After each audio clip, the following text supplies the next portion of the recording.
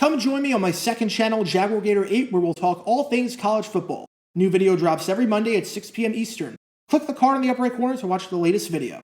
And now, on with our feature presentation. Usually, when someone is downright incompetent at their job, is completely lazy, and has no idea what they're doing, the result is a disaster.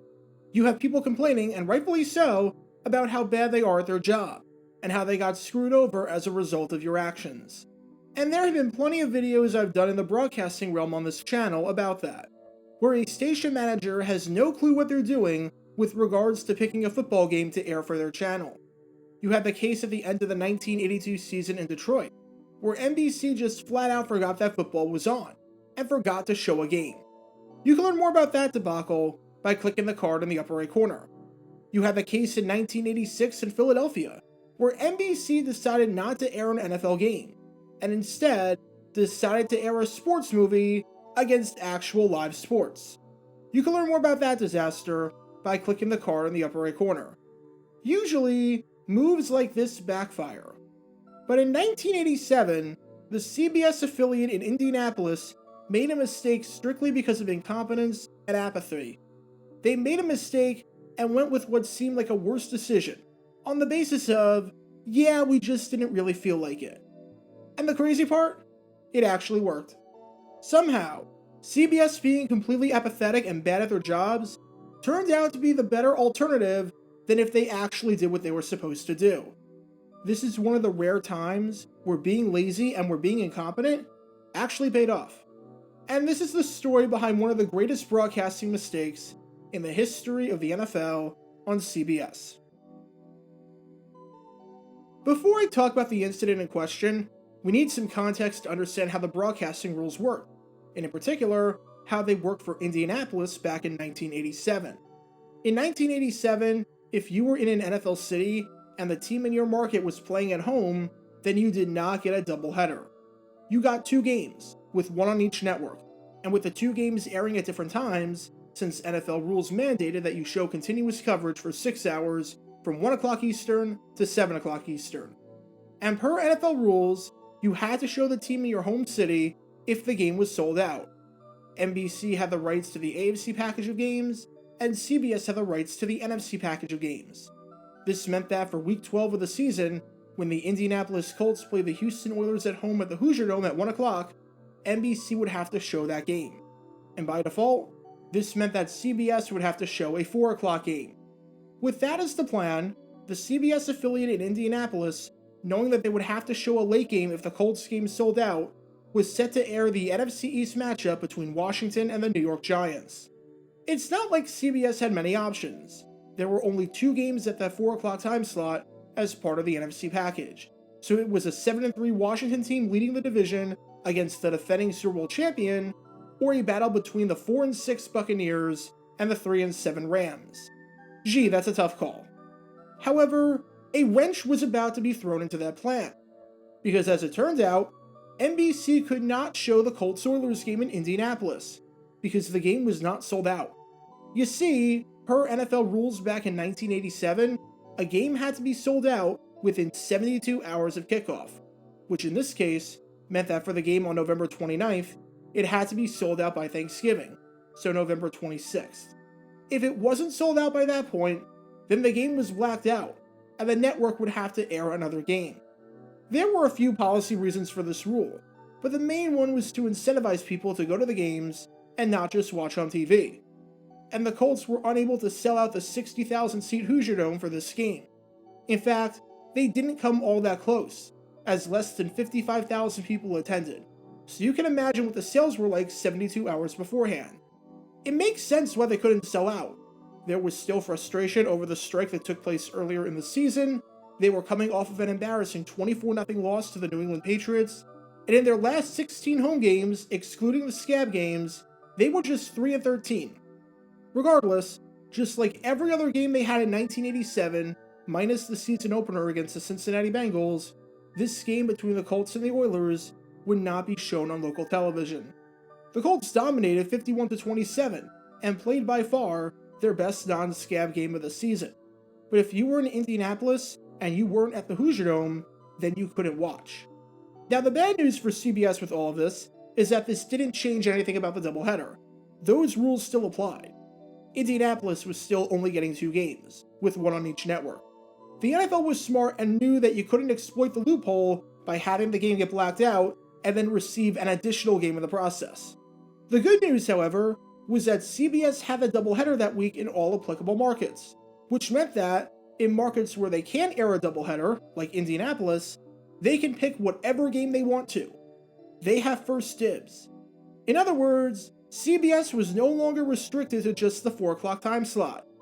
If they wanted to air a game at 1 o'clock instead, and force NBC to take the 4 o'clock game, since NBC couldn't show the Colts anymore, they could do that.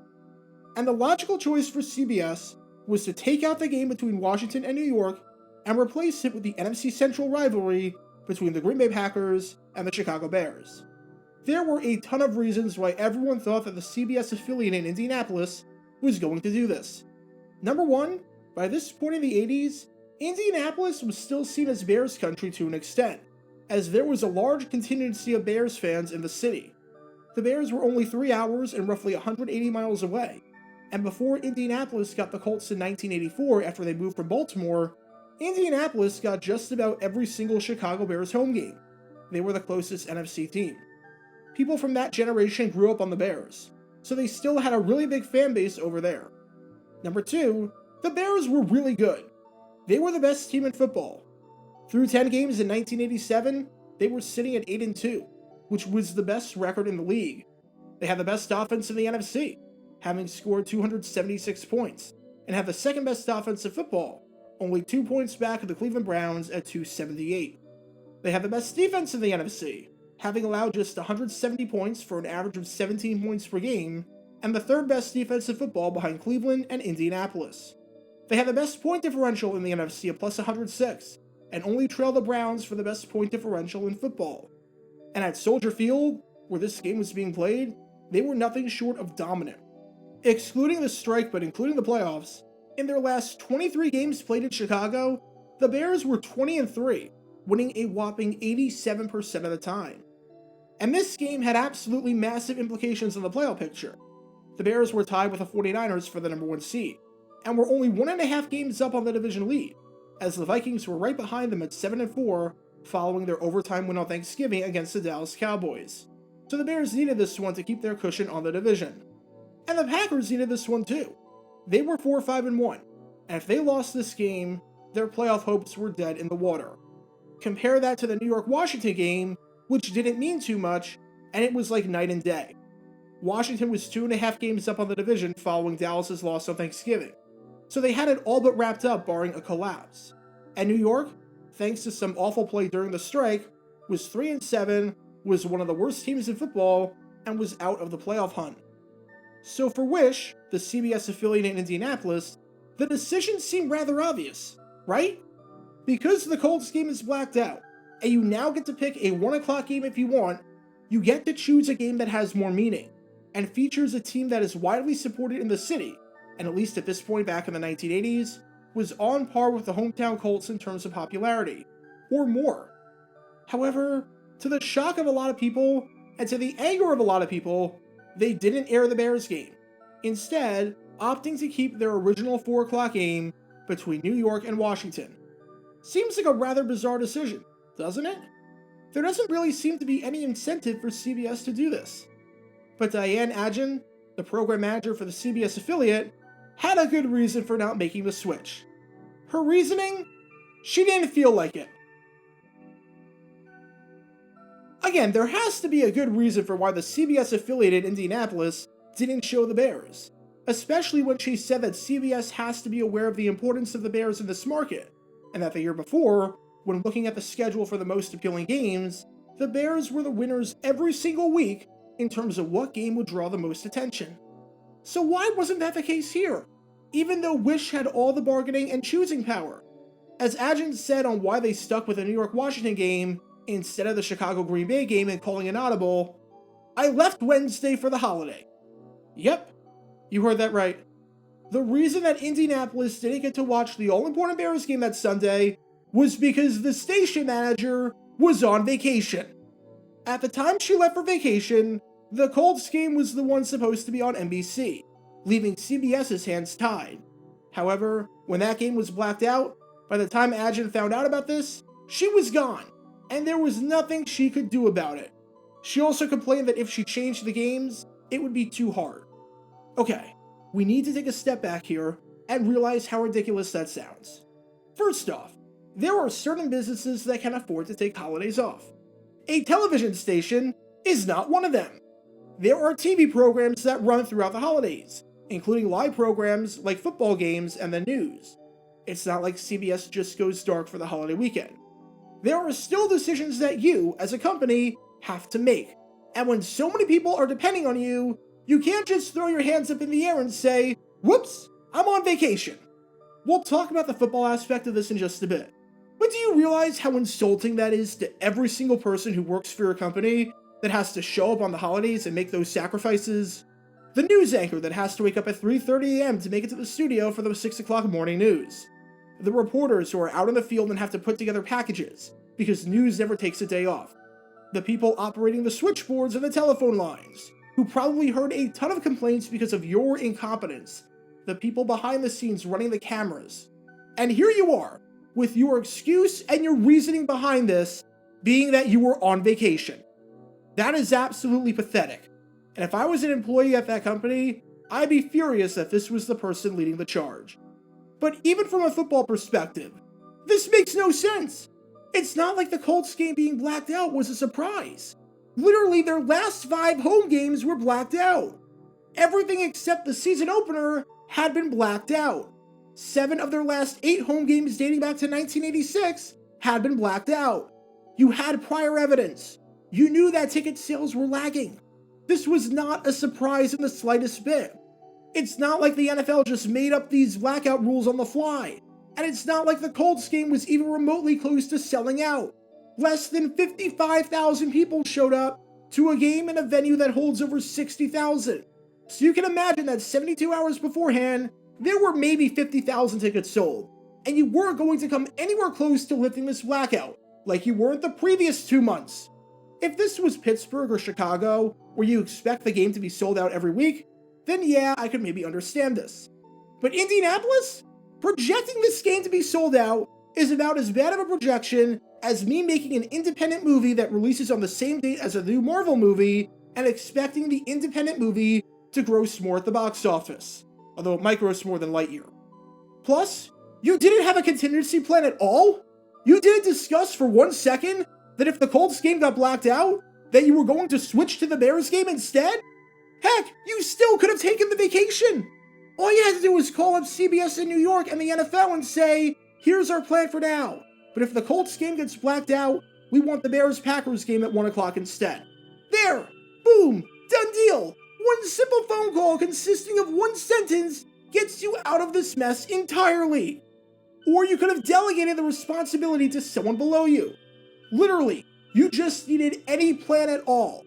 Instead, despite being the program manager of one of the 30 largest TV markets in the country, you choose the laziest route possible, insulting everyone's intelligence in the process, making viewers mad and having them take it out on people who had nothing to do with it, who actually had to work on the holiday weekend, and making you look like you have no idea what you're doing. Just a disgusting situation all the way around. And the even more disgusting part, this incompetence actually worked. Yeah, there's a reason why this was such a great mistake.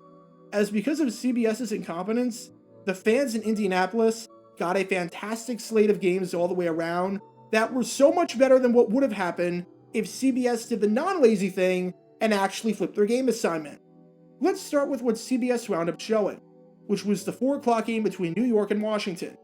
That game turned out to be fantastic and was one of the best games of the season, with Washington trailing 16-0 at the end of the half and 19-3 late in the third quarter. They came all the way back to win it 23-19 after the Giants were stopped at the 2-yard line with no time left. And because of this, NBC showed a game at 1 o'clock, which was the game between the New York Jets and the Cincinnati Bengals. With the score tied at 20 apiece and under 2 minutes left, the Jets won it on a kick 6, with Jim Breach's field goal attempt being blocked and returned 67 yards to the house. So because of CBS's incompetence, you got a great down-to-the-wire game at the 1 o'clock slot, and a great down-to-the-wire game at the 4 o'clock slot.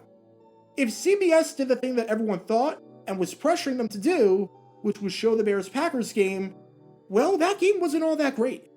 Yes, it was tied 10-10 at the half, but it was all Chicago in the second half, as they outscored the Packers 13-0 over the final 2 periods of the game to take it 23-10, with much of the fourth quarter being 2 possessions. And if CBS did that, then there was only one AFC game at the 4 o'clock window for NBC to show, which would have been the battle between the Denver Broncos and the San Diego Chargers in the AFC West. And that game was awful. The Broncos led at 31-10 at the end of 3 quarters, and even though the Chargers scored a garbage time fourth quarter touchdown, they still lost 31-17. If you were just a regular football fan in Indianapolis, you were loving what CBS's laziness got you, because it got you one of the best slates ever considering how both games ended. Somehow, this was an instance where laziness got rewarded, because by not doing anything, football fans in the city won. So what's the moral of the story? I guess sometimes it pays to be lazy. It's not really a good moral, and you can bet that the station manager was thanking her lucky stars to still have a job the next day because of how it actually worked out. But it's a moral nonetheless. Because if, on a football Sunday, not only does your hometown team win, but you get to watch 2 incredible games in the process, and you can just soak in some great football for 6 hours from your couch, well, that's a heck of a day, if I do say so myself. Get your official Jaguar Gator 9 merchandise by going to jg9shop.com, and be sure to like this video, ring the notification bell, and subscribe down below if you haven't already, as it helps the channel out a lot. And be sure to check out Twitch every Wednesday night at 9 p.m. Eastern for your chance to play NFL Trivia and win cash prizes. Link in the description below. If you want to see videos like this condensed down to 60 seconds, then follow me on TikTok at Jaguar Gator 9. To see college football videos, subscribe to Jaguar Gator 8. To see highlight videos of players throughout the history of the NFL, subscribe to JG9 Highlights. Also, special thanks to all of our Patreon supporters for helping out the channel. Your support is greatly appreciated. So you can become a patron and request future video topics in the description below.